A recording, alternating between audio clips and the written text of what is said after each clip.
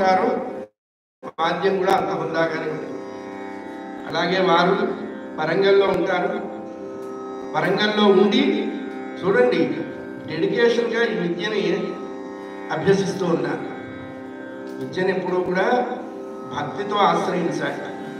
దీనివల్ల నాకేమిటి లాభం? ఒక్కసారి దాని దగ్గరికి వెళితే మనకి ఏది ఇస్తే ఇంకోటి ఇవ్వాల్సిన అవసరం లేదో అదే ఇస్తుంది సరస్వతి. ఇటువంటి చక్కటి హృదయవాద్య విద్వాంసం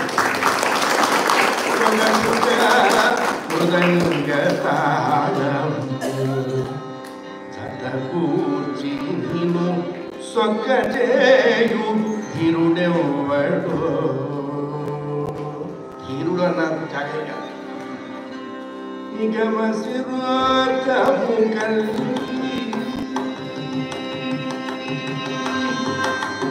నా దృష్టిలో ఏమిటంటే పట్టమ్మాళి గారు లాంటి మహాత్ముల యొక్క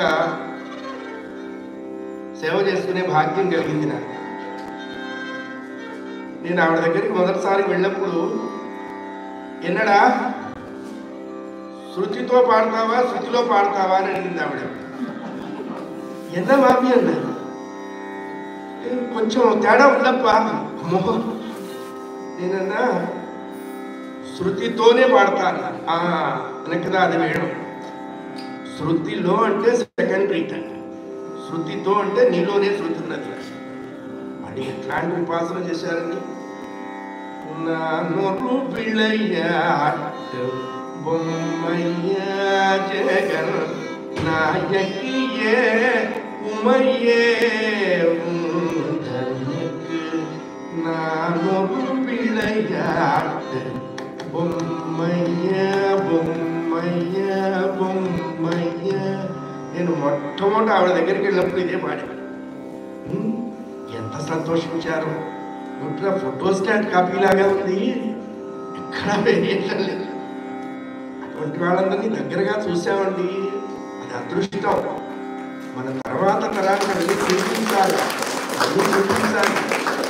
గ్రేట్ లెజెండ్స్ ఆఫ్ ఇండియా అని చెప్పి అటువంటి వాళ్ళని ఒక బడే గులామాలి, ఒక పట్టమ్మాళి గారు, ఒక ఎంఎల్ వసంత కుమారి, ఒక ఓలేటి వెంకటేశ్వర్లు గారు, ఇట్లాంటి వాడు దొరుకుతారా మనకు? ఒక శ్రీరంగం గోపాలందం గారు.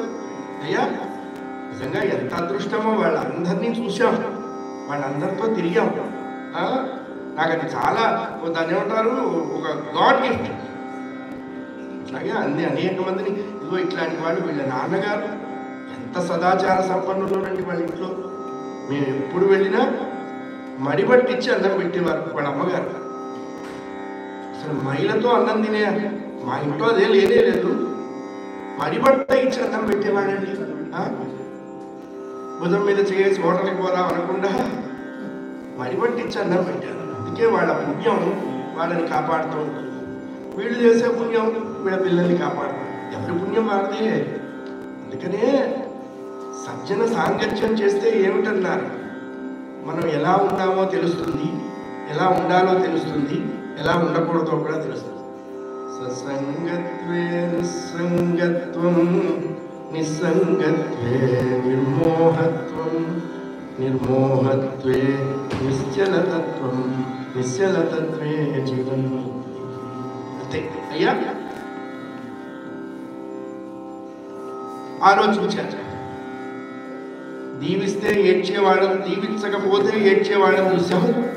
దీవిస్తే ఏడ్చేవాడిని వీడినే చూస్తున్నాం. ఏమై ఉంటుందప్ప అన్నాడు విశ్వామిత్రుడు వశిష్ఠుడితో. నాకేం తెలుసు, మీరంతా జనగణమన జాతీయ గీతం 52 సెకండ్లో పాడారు కాబట్టి నేను కూడా 52 సెకండ్లలోనే పాడాను. నాకు ఏం తెలియదు, ఇది ఓపెన్ టు ఆల్ అన్నాడు ఆయన. ఏమైంది మీరు ఆలోచించండి అన్నారు. మొత్తం ఫ్లాష్ బ్యాక్ అంతా చక్కగా ఎదురుగా నడిచి